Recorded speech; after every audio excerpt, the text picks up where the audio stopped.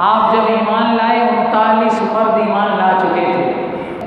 आप 40वें शख्स हैं जिसने अल्लाह के नबी के दामन को पकड़ा, कलमा पढ़कर मुशर्रफ व इस्लाम हो गए। हज़रत सैयदना उमर फारूक आज़म रज़ियल्लाहु अन्हु फरमाते हैं, किसी ने आपसे पूछा कि उमर आपको फारूक क्यों कहा जाता है? फारूक का माना होता है हमको बातिल में तमीज़ करने वाला। हज़रत उमर से पूछा, हज़रत अब्दुल्लाह इब्न अब्बास ने, हुजूर के चचा के बेटे ने, ये कहते हैं कि मैंने हज़रत उमर से पूछा, ए उमर ये बताइए आपको फारूक क्यों कहा जाता है?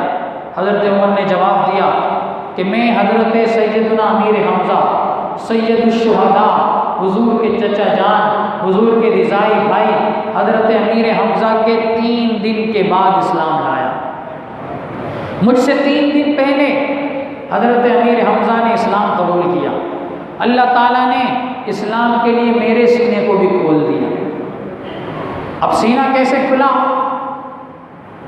एक दफ़ा काफिरों ने कहा कि जब तक मोहम्मद का मामला तमाम नहीं होता, नाउज़ुबिल्लाह, आपसे जान नहीं छुड़ा ली जाती, वहाँ तक इस मक्के में सुकून नहीं रहेगा। ये हमारे लोगों को अपने आबाई दीन से बरगुश्ता करता रहेगा, हमारे लोगों को अपने आबाओ अजदाद के दीन से मोड़कर, अपने आबाओ अजदाद से दूर करके अपने दीन में दाखिल करता रहेगा। कहा हल इसका यही है कि जो दावत इस्लाम दे रहा है उसी का काम तमाम कर दिया जाए। हज़रत उमर रज़ियल्लाहु ताला अन्हु ने तलवार लटकाई और कहा कि ये काम मैं करूँगा। हज़रत उमर इस इरादे से निकले कि आज मोहम्मद सल्लल्लाहु अलैहि वसल्लम को अपने हाथों से कत्ल करूँगा। अभी रास्ते में थे, एक सहाबी रसूल मिले, कहने लगे हज़रत उमर के तेवर को देखकर, ए उमर कहाँ का इरादा है? हज़रत सैयदना उमर फारूक आज़म रज़ियल्लाहु ताला अन्हु ने कहा कि आज मैं इस इरादे से निकला हूँ कि मोहम्मद जो तमाम लोगों को नए दीन की तरफ दावत देता है उसका किस्सा तमाम करके इस चैप्टर को क्लोज कर दूँ, इस बात को बंद कर दूँ। हज़रत उमर की जब ये बात सुनी तो उन साहबी ने कहा कि तुम बात करते हो मोहम्मद मुस्तफ़ा की कि उनको कत्ल करोगे? पहले जाकर अपने घर की तो खबर लो, पहले जाकर अपने घर की खबर लो। कहा क्या कहते हो? कहा तुम्हारा बहनोई सईद बिन ज़ैद और तुम्हारी बहन फातिमा ये दोनों कलमा पढ़कर मोहम्मद मुस्तफ़ा के गुलाम बन गए। हज़रत उमर ने जब ये सुना, पहले ही खून खोला हुआ था, जोश मार रहा था। हज़रत उमर ने जब ये बात उनकी ज़बान से सुनी, रुख था रसूलुल्लाह की तरफ, रसूलुल्लाह सल्लल्लाहु अलैहि वसल्लम के रास्ते को छोड़ा और सीधे गए अपनी बहन के घर। बहन के घर गए तो बहन अपने घर में मौजूद थी और अल्लाह के पाक कलाम की तिलावत कर रही थी। एक सहाबी और भी थे जो इन दोनों मियाँ बीवी को कुरान करीम की तिलावत सिखा रहे थे, पढ़ा रहे थे।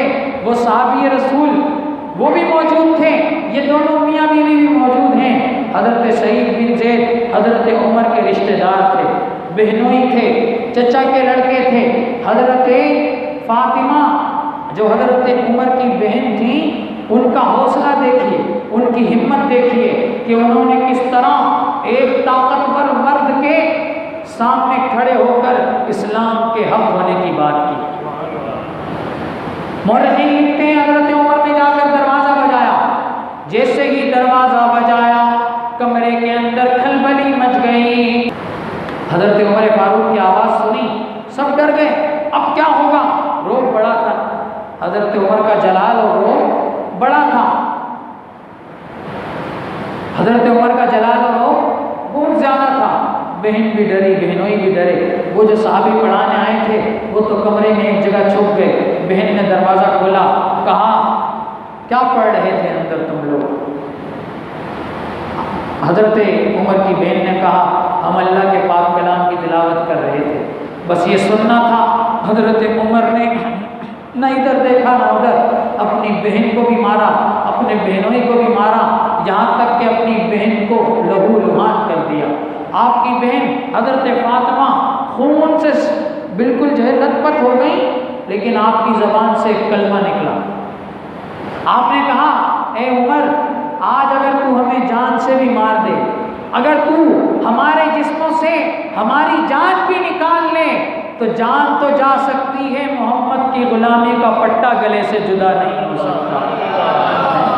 मोहम्मद की गुलामी का पट्टा इस गले से जुदा नहीं हो सकता। हज़रत सैयदना उमर फारूक आज़म रज़ी अल्लाह ताला अन्हु ने जब ये बात अपनी बहन की सुनी, ये अज़्म इस्तक़लाल, ये हिम्मत, ये जुर्रतमंदाना इक़दाम देखा, तो अपनी बहन की बात सुनकर आपका दिल पसीज गया। आपने कहा, अच्छा तो फिर ऐसा करो, जो चीज़ तुम पढ़ रहे थे वो मुझे भी सुनाओ। हज़रत उमर फारूक आज़म रज़ी अल्लाह अन्हु की बहन हज़रत फातिमा रज़ी अल्लाह ताला अन्हा ने वो कुरान मुक़द्दस के औरात जो आप अपने घर में पढ़ रही थी, तिलावत फरमा रही थी, हज़रत उमर से कहा, ये पाक कलाम है, रब का कलाम है, रब के महबूब पर रब ने नाज़िल किया है, इसको कोई नजीस व नापाक शख्स हाथ नहीं लगा सकता। पहले तुम उठो, पाक व साफ हो जाओ, फिर मैं तुम्हें अल्लाह का कलाम दिखाती और सुनाती हूँ। हज़रत उमर की बहन ने ये बात की, हज़रत उमर ने पाकी साफ़ी इख्तियार की, बाद में अपनी बहन के सामने बैठ गए, बहन ने अल्लाह के कलाम की तिलावत की। हज़रत फातिमा हज़रत उमर की बहन अपनी ज़बान से रब्बुल इज़्ज़त जल्ल शानुहु का पाक कलाम पढ़ रही थी। हज़रत फातिमा की ज़बान से अल्लाह के पाक कलाम के अल्फाज निकल रहे थे और तीर की तरह जाकर हज़रत उमर के सीने में और दिल में पेवस्त हो रहे थे। वो उमर जिसके बारे में हज़रत रसूलुल्लाह सल्लल्लाहु अलैहि वसल्लम ने फरमाया, हज़रत अम्मा आयशा सिद्दीक़ा फरमाती हैं कि एक दिन मेरे गोद में रसूलुल्लाह सल्लल्लाहु अलैहि वसल्लम अपना सरे अनवर रखकर आराम फरमा रहे थे। रात थी, बादल पर, आसमान पर सितारे चमक रहे थे, सितारों का झुरमुट लगा हुआ था। हज़रत आयशा फरमाती हैं, मैंने अर्ज़ की, अल्लाह के रसूल सल्लल्लाहु अलैहि वसल्लम, क्या किसी की नेकियां आसमान के इन सितारों के बराबर भी हैं? हज़रत आयशा ने सवाल किया। रसूलुल्लाह के लबहाए मुबारक को जुम्बिश हुई, हुजूर की ज़बान मुबारक हिली, हुजूर ने इरशाद फरमाया, ए आयशा, आसमान पर जितने सितारे हैं इतनी नेकियां मेरी उम्मत में मेरे सहाबी हज़रत सैयदुना उमर फारूक की हैं। अल्लाहु अकबर, या रसूल अल्लाह, इतनी नेकियां आसमान के सितारों के बराबर हैं। हज़रत इमाम सुयूती फरमाते हैं, कुरान की 20 से ज़्यादा मकामात पर वो आयतें हैं जो हज़रत उमर की ज़बान से बात निकली, अल्लाह ताला ने कुरान की आयत बनाकर नाजिल कर दी। तो सारे बोलो सुभान अल्लाह।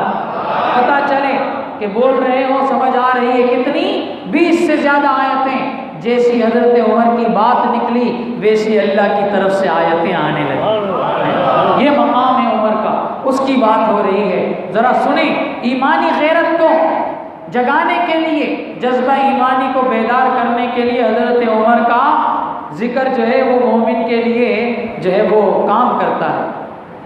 जैसे भट्टी में आग दहक रही होती है, कोई भी चीज़ डालो जल जाती है, इसी तरह उमर का जिक्र सुनकर मोमिन के ईमान में हरारत पैदा हो जाती है।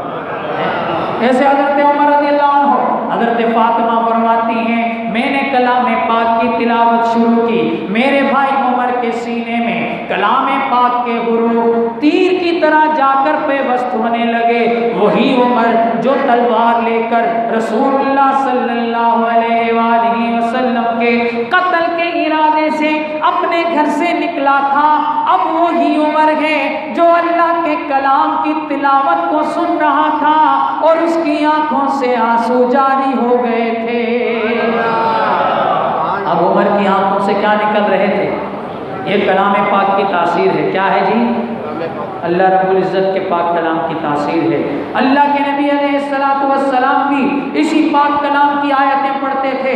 रात रात भर अल्लाह के सामने हाथ बांधे खड़े हुए रब्बुल इज़्ज़त के पाक कलाम को पढ़ के रोया करते थे। नबी अकरम भी रोते थे। ये कलाम पाक इसकी तासीर ही ऐसी है। 1400 साल गुजर गए, किताबें लिखी गईं, फना हो गईं, सफ़हात फट गए, मिट गए, हुरूफ की हकीकत वैसे नज़र नहीं आती सफ़हात पर। अगर कोई किताब 100-200 साल पुरानी हो, लोग किताब को भी भूल जाते हैं, किताब वाले को भी भूल जाते हैं। न किताब का तज़किरा होता है, न किताब वाले का जिक्र होता है। बड़े बड़े बादशाह दुनिया में आए जिन्होंने कानून की किताबें बनाई, लेकिन ना उन बादशाहों के नाम बाकी हैं, ना उनकी किताबों का जिक्र मौजूद है। लेकिन ये कलाम पाक 1400 साल पहले आया था, जैसा 1400 साल पहले तरोताज़ा था, आज भी अल्लाह ने इसकी ताज़ीब को बरकरार रखा। ये कलाम पाक की तासीर हज़रत उमर के सीने में अल्लाह रब्बुल इज़्ज़त के कलाम के हुरूफ तीर बनकर जाकर पेवस्त होने लगे। उमर की आंखों से आंसू बहने लगे।